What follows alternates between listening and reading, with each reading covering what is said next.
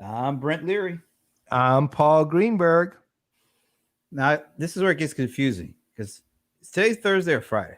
Because for a minute there, I was going to do the regular CRM Players Weekly. Then I thought, maybe this is Excuse the Intrusion. So what is this? Well, here's the problem. I actually think we're doing a special episode on Saturday. Well, any episode we do on Saturday would have to be special since we don't do episodes on Saturday. But I think it's Friday. Yes. Excuse the intrusion. We are back to talk sports. Sorry, Friday. We're here again. Sorry, Friday, like Joe Friday? Well, we're excusing the intrusion on the day. That's my sort of take on this whole thing. I want to bring back our third player on sports because last time we had him, he wasn't having the best day. So let's check and see if baby Stephen A is doing any better than he was last week. Let's see. I hope so. Let's see if we can bring him up. Let's see. I'll tell you, afterwards, he wouldn't even talk to me. Yeah. Let's see what he has to say now. Less than 345. A year. 345 days per year. Look it up. No one outworks me. No one. And I got numbers on television and radio. And you have people debating about what I deserve. Very first move as the executive was to sign Lamar Odom, who was on crack. I don't know how many times I have to say to stay off the damn weed. I mean, this is a look, man. I am suffering. It's hard to take. How many years?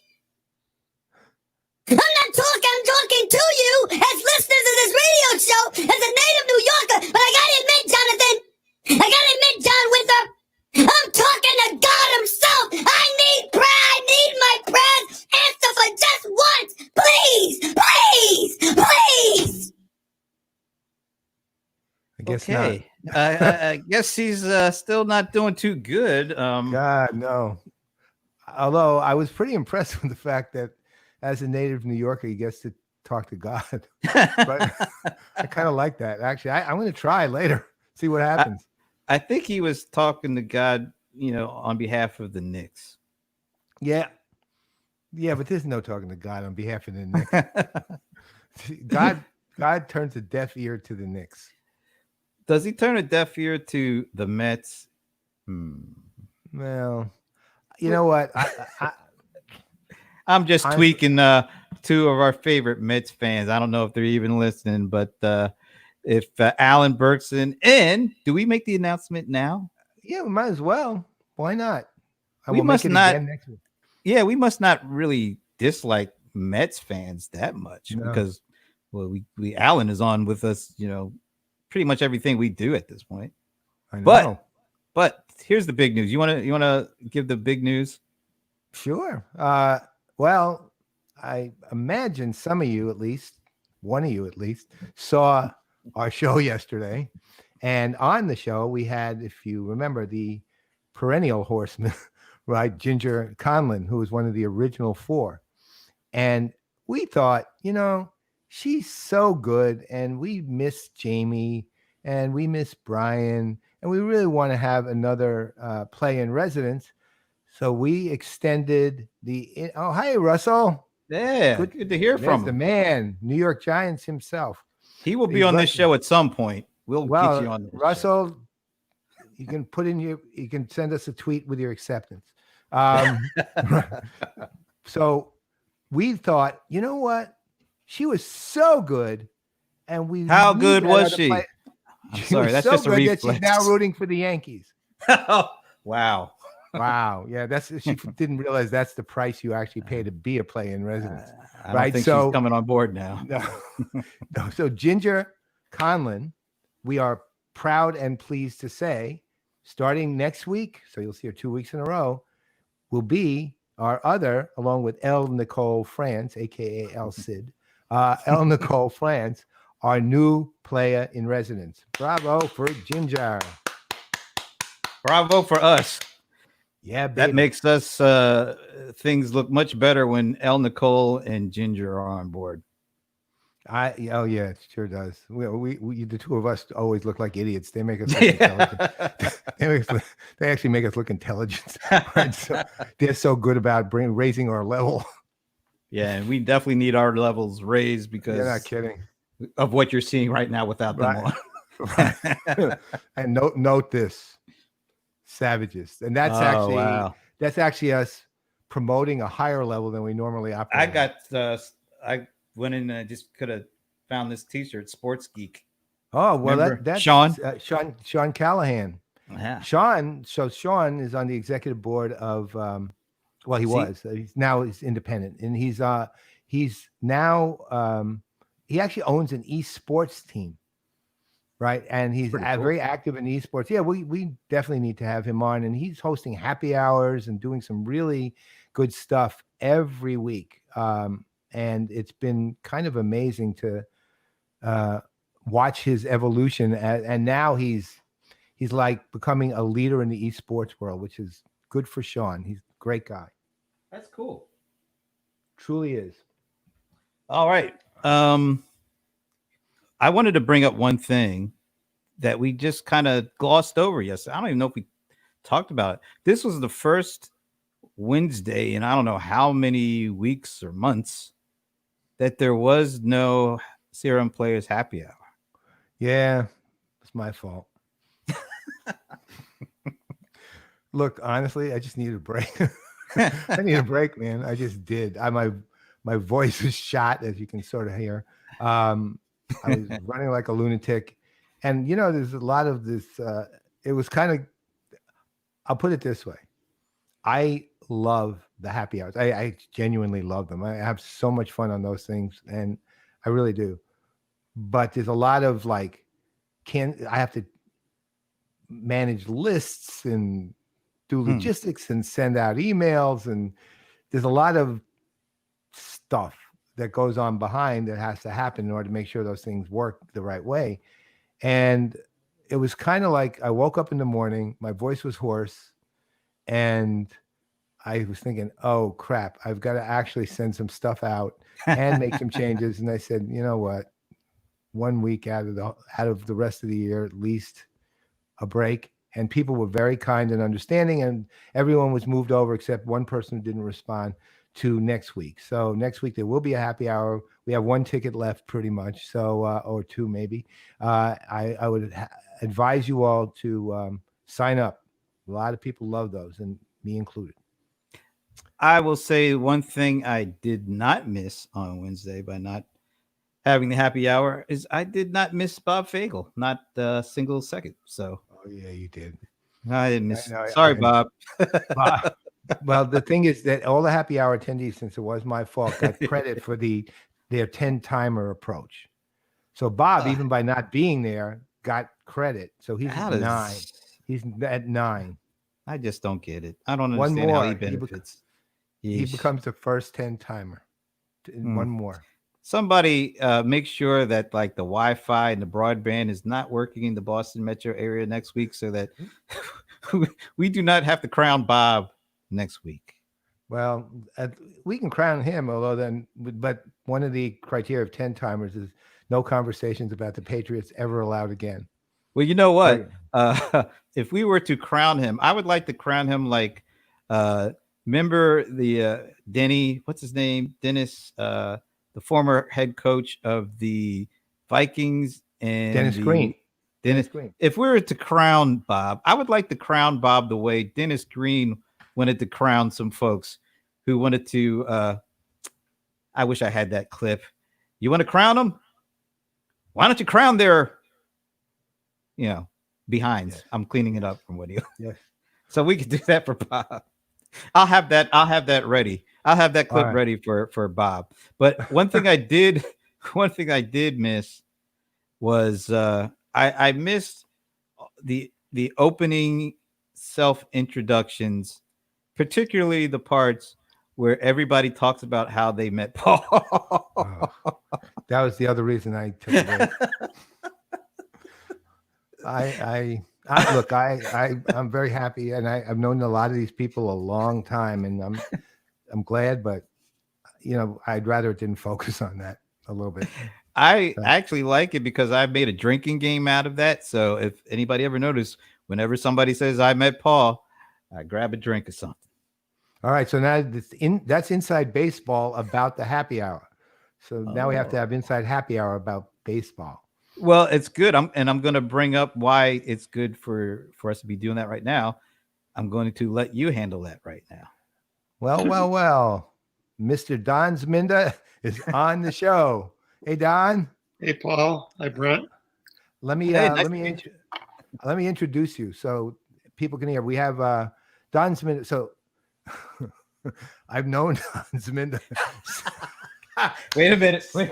That's right. You have to drink up. I've known Don since Northwestern. He's actually graduated a year ahead of me, and we've been on and we've talked on and off for years since then. And the fascinating thing with Don, though, is even though we've talked on and off, his career I followed forever. And Don has become one of the world's leading baseball historians, also one of the world's leading statisticians when it comes to baseball. He actually was, when he retired in 2016, he was the director of statistics research for Stats LLC.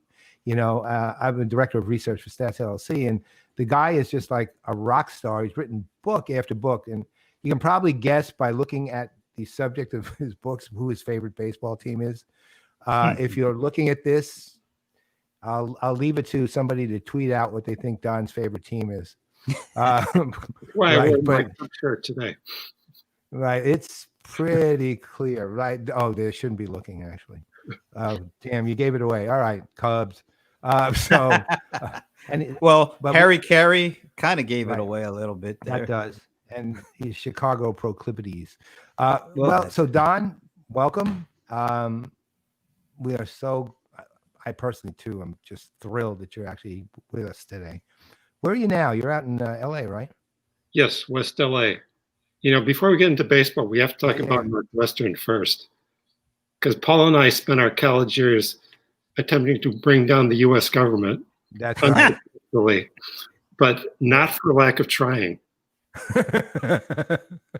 And also, since we're on the subject of Northwestern, you guys just mentioned Dennis Green. Yeah. Who was, before he went to pro football, was head coach of the Northwestern football team. And this was the state of Northwestern football during those years. Dennis Green went 3-8 with Northwestern and got voted Big Ten Coach of the Year. I didn't realize that. Wow. Didn't our illustrious team at one point go 0-32 or something like that? 33 straight losses. 33. And then Denny came in, turned the program around by going 3-8. Hey, he deserves it after all that. When you put it like that. Got to give our man Pat Fitzgerald some credit for being a hell of a coach, man. He is a great coach. Yeah. Have you ever met him? Never personally, no. No, me either. I remember 95, of course. I think it was 95 or 6. It was the Rose Bowl. Yes. Yeah, that was amazing. Yeah, with 96 Rose Bowl after the 95 season. Unbelievable. That was like Northwestern was beginning to rise again, or for the first time. I think the only illustrious coach we had besides Dennis Green was Alex Agassi back then, too. You remember that? Oh, he was a character. Yeah. He was the coach while we were there, I think. He was very fond of student radicals like Paul and myself. Yeah, boy, was he not. Oh, my God. He hated us. I mean, we didn't mind him because he was Cleveland Browns guy, right? So I remember I took a swimming course, and the guy who was teaching the course was a Northwestern football player named Bruce Gunstra. And at one point, he practically held me underwater. That's how I learned to swim.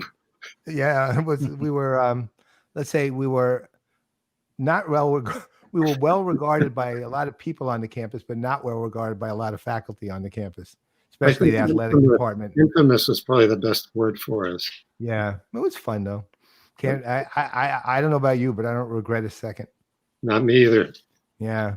Yeah. All right. So, okay. So I've got a question that's not history. This is present. So since you and I spoke last week, baseball announced a 60-game season. Okay. And I'm semi-indifferent to it. I mean, I'm not indifferent. I want to see baseball, but I'm wondering first your take on just having a season of 60 games. And secondly, given your history, how are you going to handle stats and all this? I mean, how is that even going to be thought of? Because stats is so important to baseball. So, what's your story? What do you think? Well, it's really kind of wacky, but it's all we got, really. And I'm happy to see baseball coming back. I think as far as the records are concerned, people aren't going to take them very seriously. I mean, somebody could hit 400 in a 60-game season. And with these new rules, my favorite thing about the new rules was Jason Stark had this in his column yesterday. He pointed out that with the new extra inning rule, where you go into extra innings, they start with a runner on second base. I know. To get the game over more quickly. A pitcher could throw a perfect game and lose via that rule. They start out with a guy on second, 2 infield outs. The game is over. He got a perfect game, but he lost. Unbelievable. I literally hate that rule. I have to say, it's like I literally hate that rule. That it's is like arguably the worst. Little league rule. I mean, it seems to me like got a guy like I don't know, an Aaron Judge if he's healthy, or a Bellinger or whoever. They're going to hit 15 homers, and that's going to lead the league. 15, 17 homers will probably lead the league.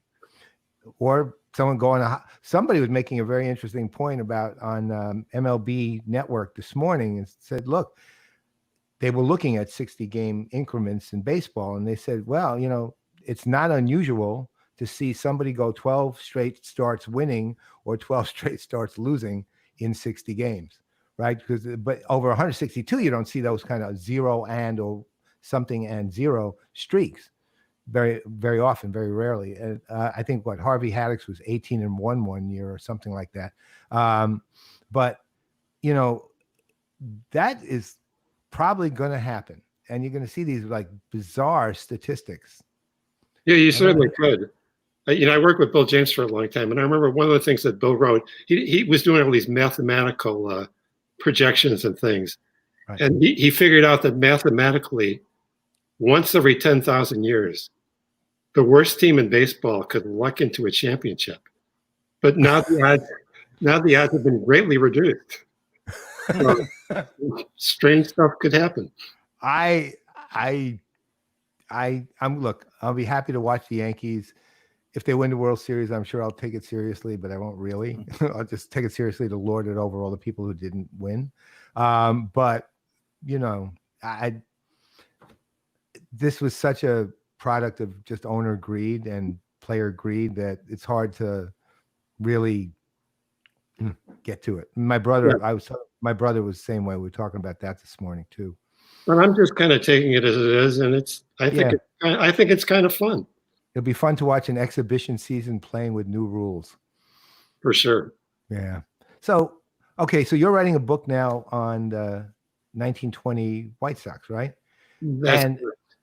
So fill us in on that book and some of the things because one thing with you is I've read a lot of your books, and you uncover things that aren't in all the other history books about teams and people and so on. So to the extent you're willing to talk about it, since the book's not out yet, what have you found about the 1920 White Sox that other people wouldn't have expected or never had been talked about before? Well, this was the team that became known as the Black Sox, right? For selling out to gamblers in the 1919 World Series. But these players weren't caught until only a few days were left in the 1920 season, and they almost won the pennant. In fact, a lot of people think, including myself, that they very easily would have won the pennant, except they were dumping games in 1920 as well. And wow, there's pretty good evidence that the gamblers were kind of holding them hostage and using blackmail. So they kept the pennant race close. but they pretty much made sure that these guys weren't going to make the World Series again because there would be too many eyes on it. And if you wanted to fix the World Series, you couldn't do it with the same guys again. You had to find a new group of guys. So they played this entire season. And what's amazing is how well the team held together for most of that year, even though a lot of the players knew that a number of their teammates were crooked. But nonetheless, they got along for the most part until it kind of got outrageous toward the end of the season. But it was a very interesting group of people. The 8 guys who sold out, 7 of them played in 1920, and there's a kind of degree of guilt from the most guilty, who was Swede Risberg, the shortstop, to the least guilty, who was Buck Weaver, who basically sat in on the meetings, decided not to take the money, and then, as far as we know, played honestly, at least for the most part. But all these guys kind of got lumped together. But some of these guys were pretty uneducated.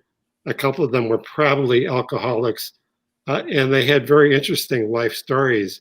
And a few of them, they become sympathetic characters because they just kind of got dragged into this for one reason or the other. A few of them had money problems. There was a guy named Happy Felch who kind of went along with other people, and he just kind of got dragged into it. And unfortunately, they all got lumped together. They all got banished together. And it's really a sad story. I want to take a little different tact here, since I only know through Paul about your efforts around sabermetrics. And what would you say from a sabermetric standpoint? What would you say may be the most impressive year a batter has had from that sabermetric perspective? Well, Bonds, the 73 homer season, I think, has to be it. I mean, the 200 walks. I mean, it's insane.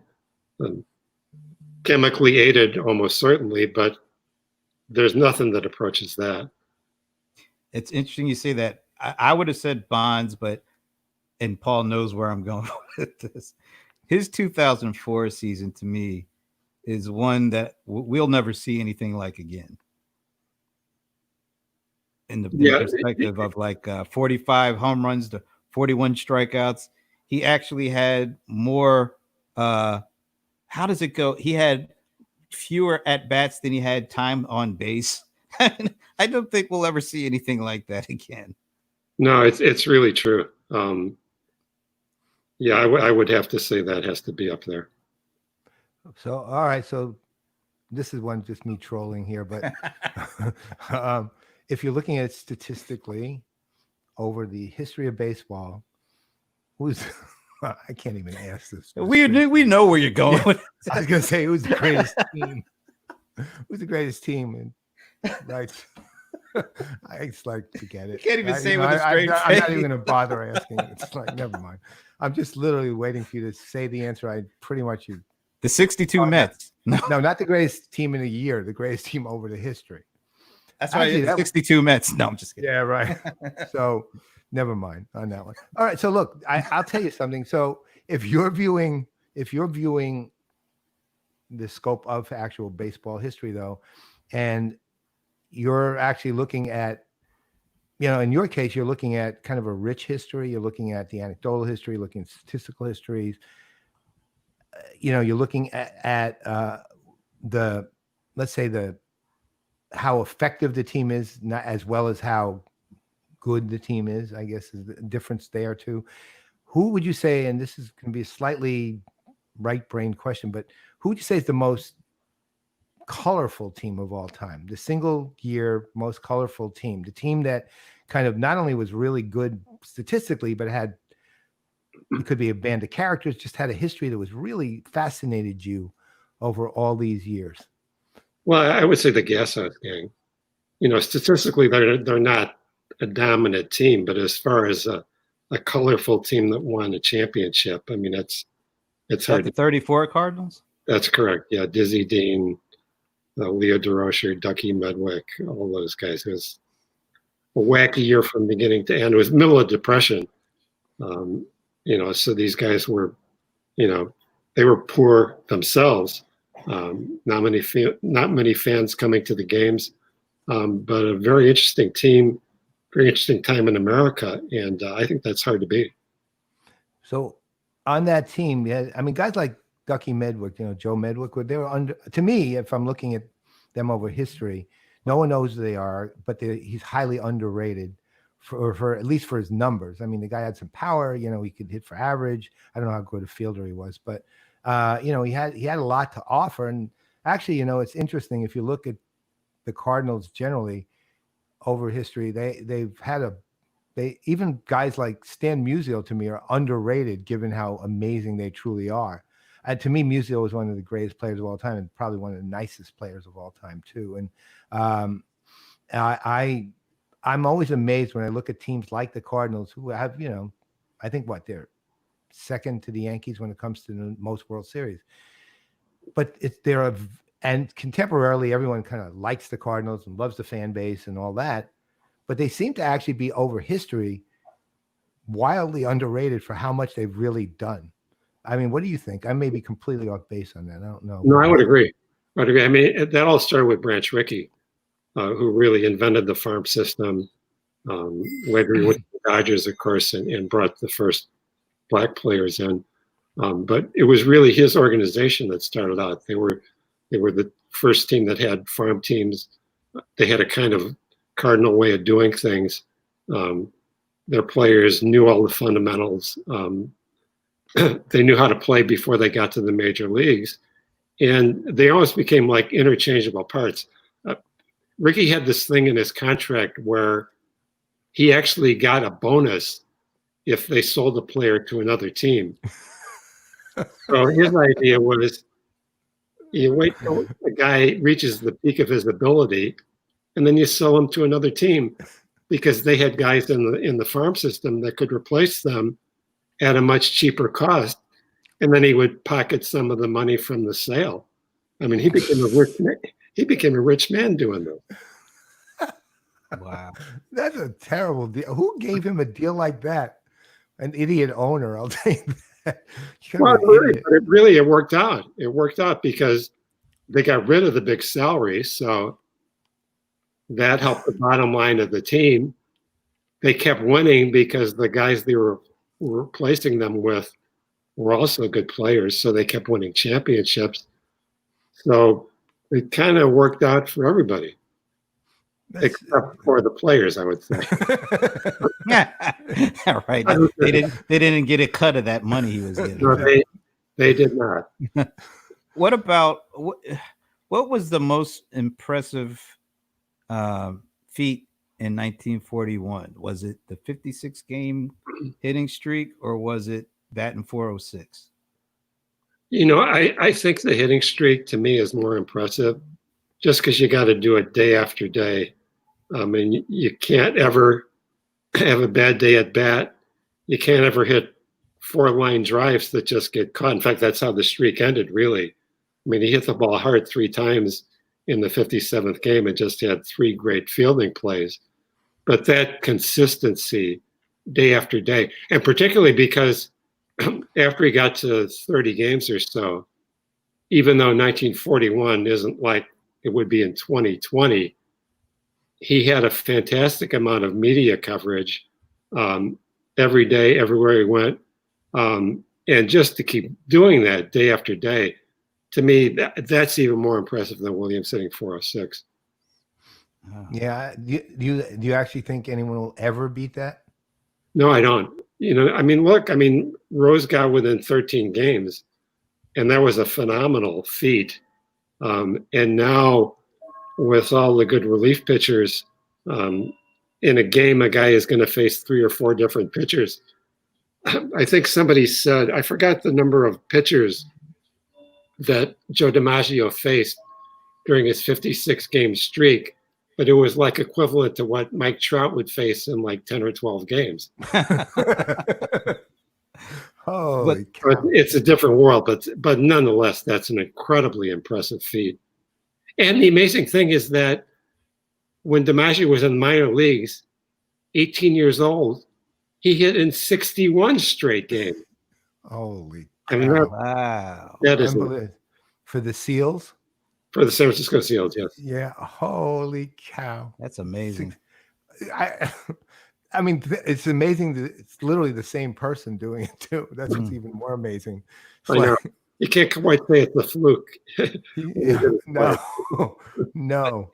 Do you see Wow. anybody else batting 400? Because what was it? George Brett that got the 390 one year, and Tony That Gwynn was got 388 or something like that. right. That Yeah, was it. I think it could happen. One thing you have to understand that statistically speaking, nobody's a 400 hitter, no matter how good they are.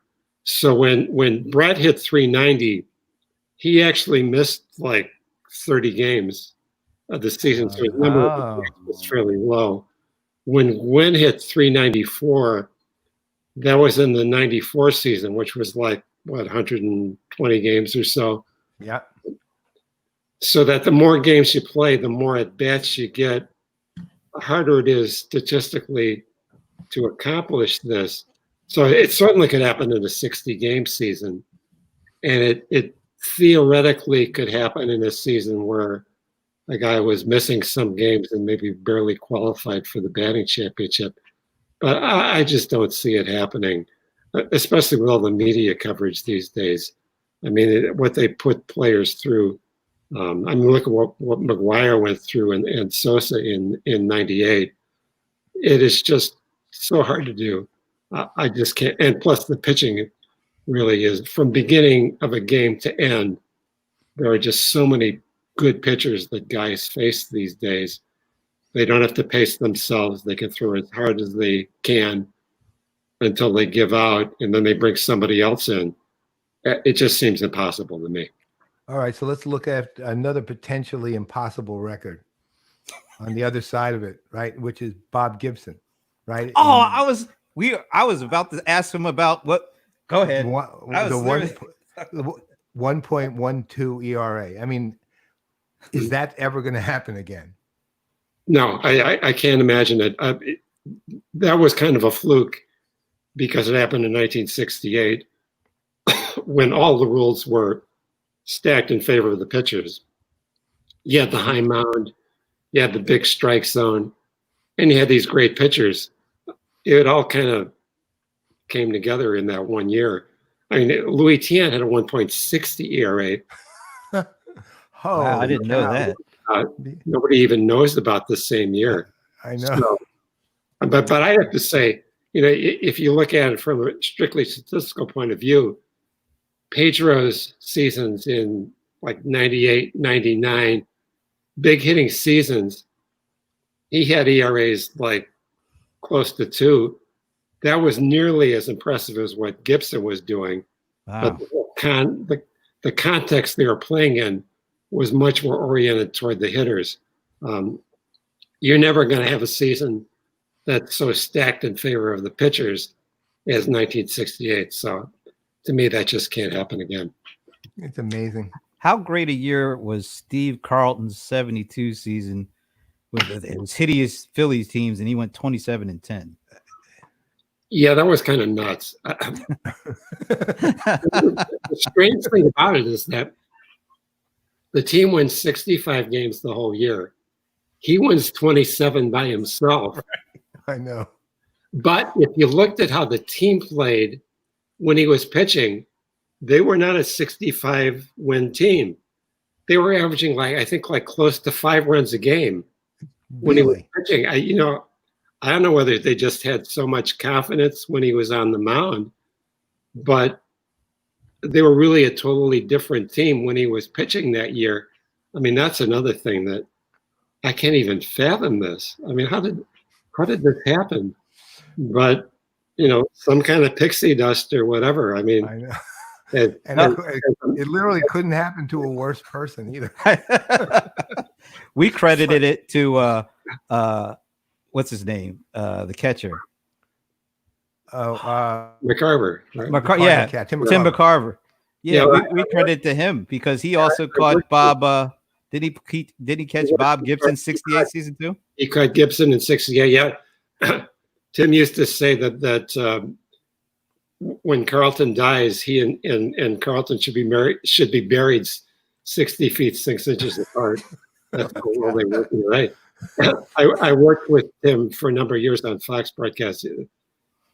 Really great guy, fantastic broadcaster, and you have to say, pretty good catcher, Yeah. pretty good handler of pitchers.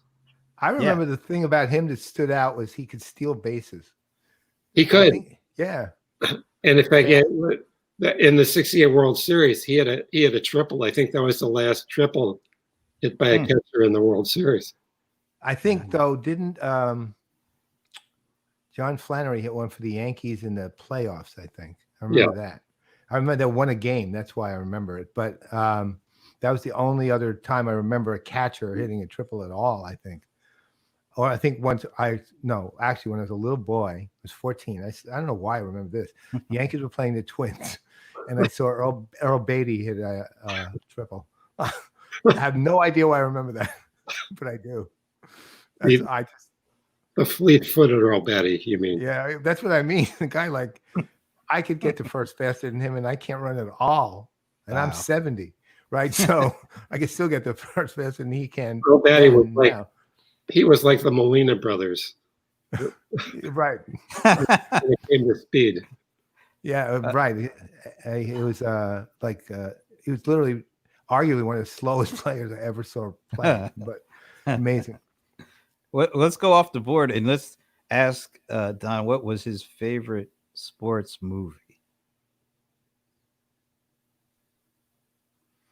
Any sport. I think I think Bull Durham is probably the most. It's one of my favorites. It's a great movie. It always cracks me up whenever I watch it. Great performances, and a kind of nutty story, and it's sort of based on real life. I mean, Nuke LaLoosh he's supposedly based on Steve Dalkowski, who is this incredible fastballer who could never control the pitches well enough to make it to the major leagues. And Susan Sarandon, it's a funny story, and to me, even after all these years, it holds up. So yeah, it would be my top choice.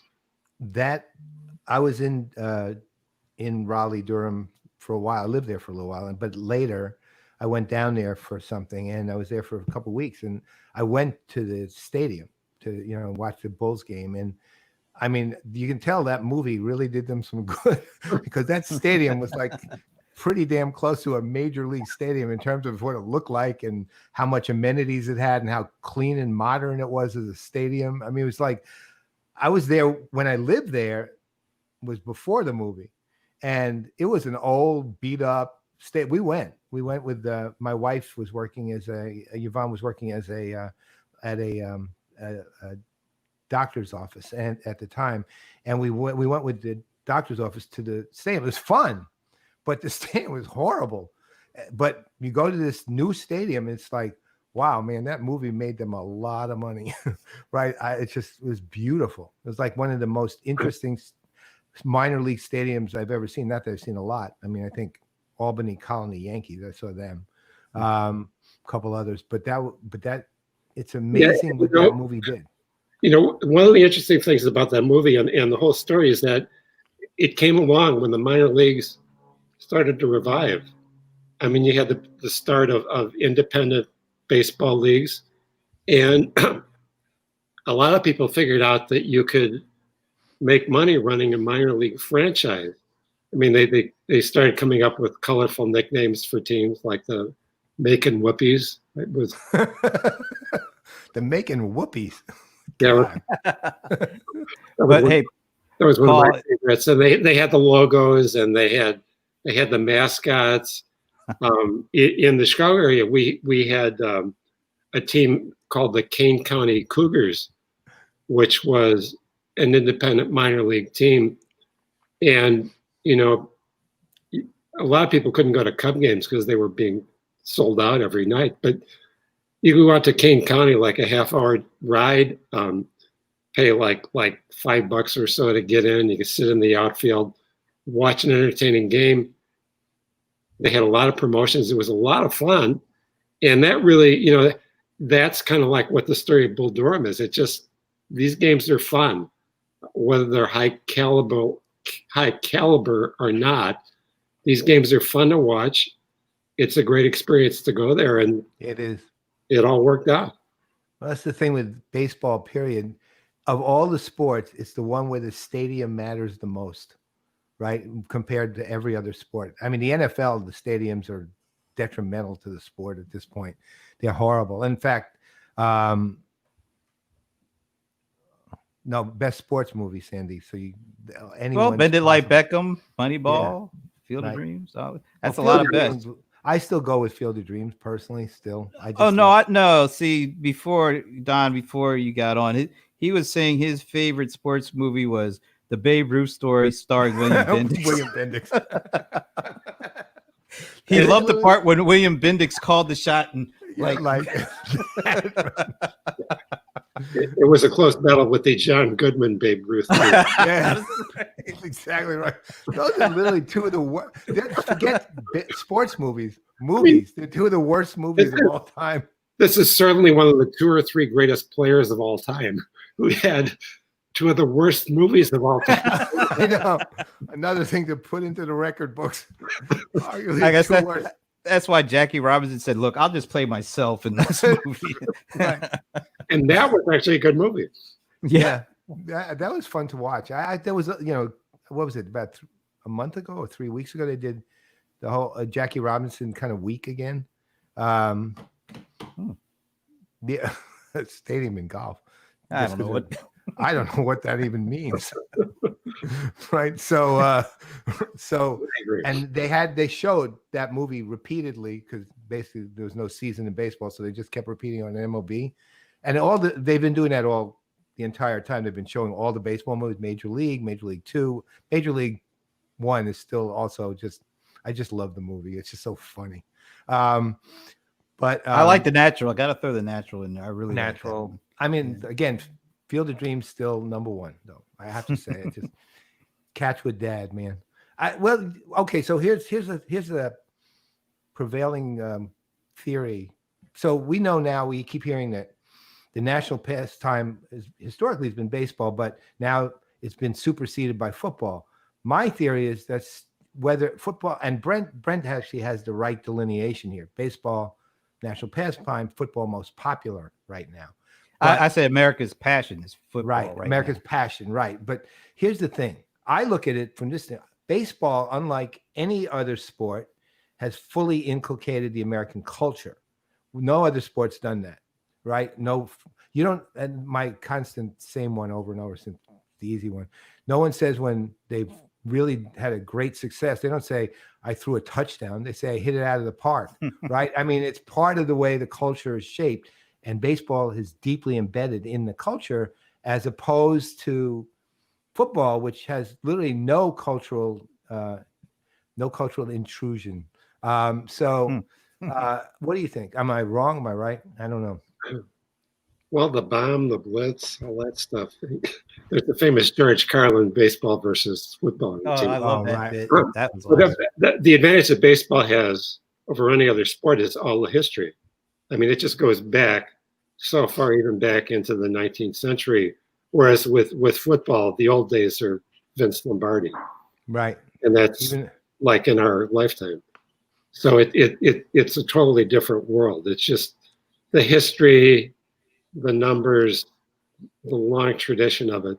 No other sport can really compare with baseball.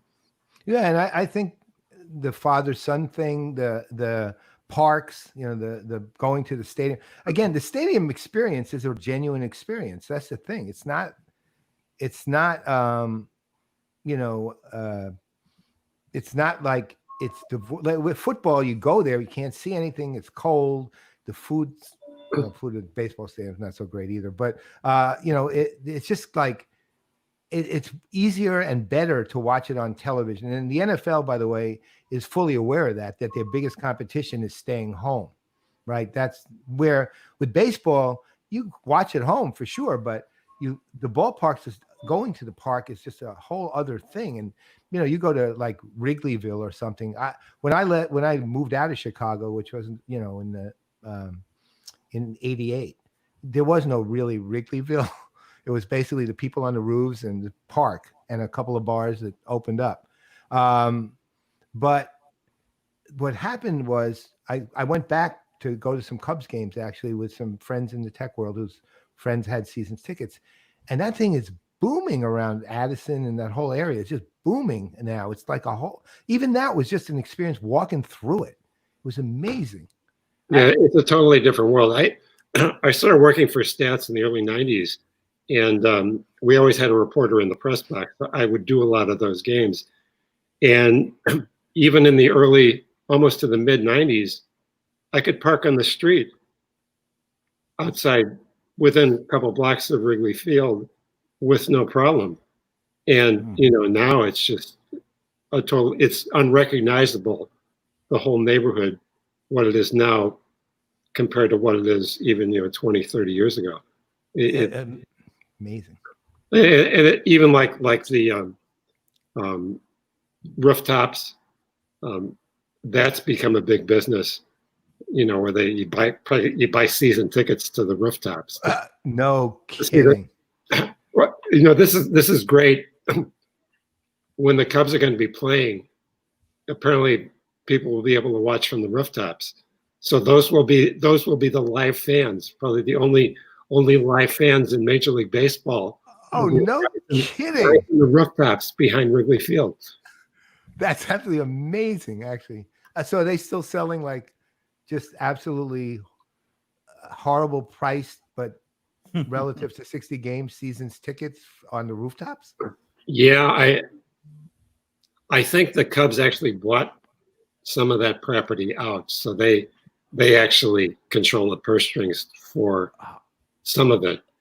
Wow. I'm not sure they control all of it, but I mean that's a big business by itself. That absolutely is. I mean, I knew that the rooftops was, the people were paying for. I had no idea they were actually selling seasons tickets to sit on the roof.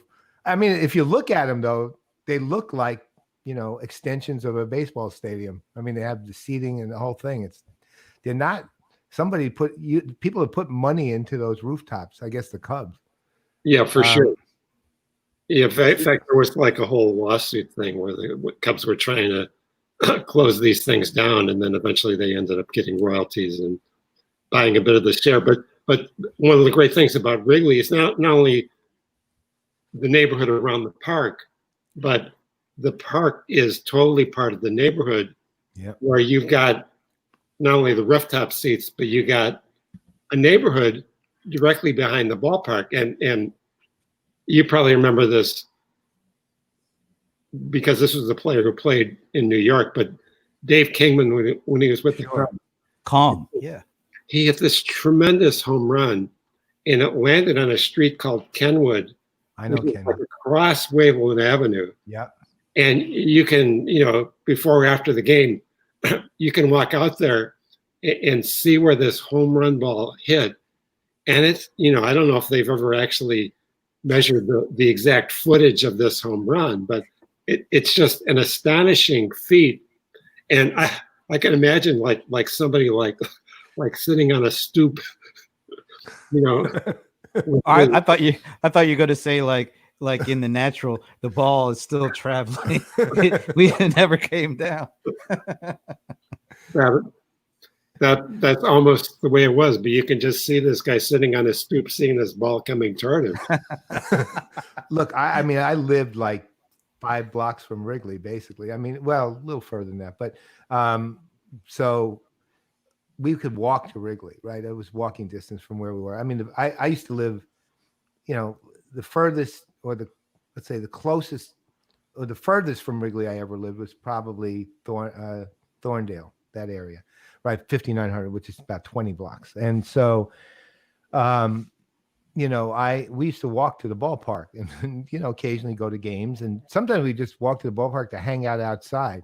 Because it's just, look, again, I'm diehard Yankees, but it's cool just being around there. And it's hard, even in the Cubs were always a very rootable team. I mean, you could just like root for them because they were the Cubs. And yeah, I mean, I remember it's like, I like you, and when we were kids, we go back to like Billy Williams and Don Santo and, what was that guy's Glenn Beckert, right? And I can't. What was that? Wasn't Don Hundley a pitcher on the Cubs at one point before he went to the Giants? Randy Hundley was. Randy Hundley was You're catcher. thinking of Hot Rod Hundley, the basketball player. Right? No. No, there was a Don Hundley. Don Henley. Wait a No, minute. it wasn't Don Henley. No, I can't remember the guy. I can sort of picture him. I'm going to say something that only Don Zminda will understand in terms of how I think he was a C pitcher. No one else will understand that whatsoever, believe me. So, and didn't they have like Reno Bertoya and people like that? It was like this 64 Cubs. And I wasn't there then. I was there later on, but I just really enjoyed being in the neighborhood. Right? It was just the whole neighborhood is the Cubs. And Yeah, there's a book by Barry Gifford called The Neighborhood of Baseball, which is about spending a season going to games at Wrigley Field, and it's just a great experience. I mean, no matter how much they change it, no matter how much they build up that neighborhood, it's still a totally unique place to go to a game, a totally unique experience. And really, no other sport can do anything that compares with something like that. Exactly. And that's my point too. Although I imagine we'll get younger people thinking other things. So, okay, another thing back on the stats side. So look, you have been dealing with history and statistics for years and years and decades when it comes to baseball. What is the single most to you, your personal favorite, single most interesting stat you even know? And it could be completely bizarre. It can be an absolutely regular old stat. It could be unbelievably normal, but whatever. What is the single most interesting stat? Oh, you'll love this one because we're talking about the Cubs. One year when he was at the Cubs, they had a pitcher named Bob Buell. Yeah, I remember Bob Buell. He was a grade C. Right, But exactly. he was a bad hitter. And one year he it was either 0 for 81 or 0 for 82 the entire season. Did not get a hit. And nobody's going to bat that many times in a season anymore. In fact, pitchers probably aren't going to bat at all anymore. But I think that's going to go down in history. That's amazing. Oh, Wow. forever. You literally the most fuel batting in the history of baseball. Wow. Bob The Buell. fact that he got 81 at bats I know. while he had not made a hit before the 81st was bat, that says a lot. I mean, I think he was a good runner. Right. Or else it makes a great case for designated hitters. It really how does. how do we put into like a historical perspective those stat lines from like the early days of baseball, like like a Ty Cobb stat line where he was, I mean, he bat 366 for his whole entire career, and it was 22 right, yeah. years or something like that. Well, is there any chance of anybody ever doing that again? No, I mean, that was a different world too. But he was a really dominant player for his time because really he was the only guy who was hitting 400 back then. I mean, there were a couple others, but not many. And he was as dominant in his own way as somebody like Ruth later, and then Williams and Bonds and those guys much later. Not a very nice person, but an incredible ball player. But I think all the 400 batters in that era was him and George Sisler and Rogers Hornsby, and that's about it, right? Joe Jackson did it once. Right. That's right. That's right. Wait, And didn't George Slisser do the 100 and no, that's Hack Wilson, the 191 RBIs. Yeah. Yeah. And what was it? 50, 60? No, that Earl Webb is the one with 67 doubles. I That's think. right. And Hack Wilson. Very, very underrated record. Yeah, That's a lot. there's of another doubles. one I don't think anyone's ever going to beat either. 67, or even more so, Was it Hack Wilson who had 36 triples? That was In Owen, a year? that was Owen Chief Wilson at 30. Oh, Chief Wilson. Yeah, not Hack Wilson. Chief 36 triples in one Wilson. year? Yeah. Oh that my God. one, no one's going to beat that one. There's no way anybody's Oh, getting close to especially that. for Paul and myself, but that card had a lot of twos on it. Yeah, I know. This is like At some point, you're gonna have to tell us what this grading system is that you guys it's have. not here. So we played a game called APA, which was Oh, he told me about this. Game. like Yeah. Stratomatic. And I still remember during the 1969 year and then the subsequent baseball season, we had a Inside the Scott Grill at Northwestern. We had an That's right. APA league that featured great teams of the past. And we weren't trying to bring down the government. We were playing baseball with this cards and dice. Cards. Now it's, now everything's computerized. Even APA got computerized. Actually, I'll tell you one thing, which is actually semi-sports related to APA, but it's actually tech related. So in the late 90s, I think it was late 90s, maybe it was early 2000, but there was a game called Baseball for Windows. And it was a game that reproduced Harry Carey's voice. No, not Harry Carey. Ernie Harwell. Ernie Harwell's voice, Tigers guy, right? Ernie Harwell's voice, and it would broadcast. It would basically use combination of mostly primitive natural language processing and a few other things, so that what would happen is you would play out a season based on relatively accurate, statistical reproduction, but with a lot of color added. And and that would be any season at all. And then Ernie Harwell would literally announce the game like on a radio. And it would adapt according to the hit, to the field conditions. It's like all of a sudden you might hear Ernie Harwell go like, well, it's starting to rain right now, so we're going to take time out. And then it was about 40 minutes later, said, okay, we had a 41-minute rain delay. We're back on the field. And Bobby Richardson's at the plate. And Richardson hits a line drive through between first and second, and he's on with a single. And you're hearing Ernie Harwell's voice do this relatively, and he do me rather smoothly. But keep in mind, this is 2001, okay? And that level of technology back then is actually extraordinary. It wasn't like good. The Miller brothers were the ones who did it. I made a point of actually meeting them back then, and I introduced them to Lockheed Martin for military simulations, right? Because I thought that was so advanced. I'd never heard tech like that. And this is in a game that pretty much nobody buys, right? Right. So it's not even the best sports game. I'm glad you guys had something to do, cool down after a long day of threatening the government. Come home, say a little. Come home, hang up. We'd go home. We'd hang up on the FBI, right? Right. And then we'd get back to work and play APA. Nixon actually had spies who were playing in the league. What? Really? No. There was I spies. don't put anything past Nixon, so that's fine. There was only, to my knowledge, in the 60s and at Northwestern's STS, there was only one guy who was probably a cop. You're right about for the time, what a good technological feat was for that period. I go back even farther. When I got started in the world of stats, this was in the early to mid 1980s when PCs were brand new.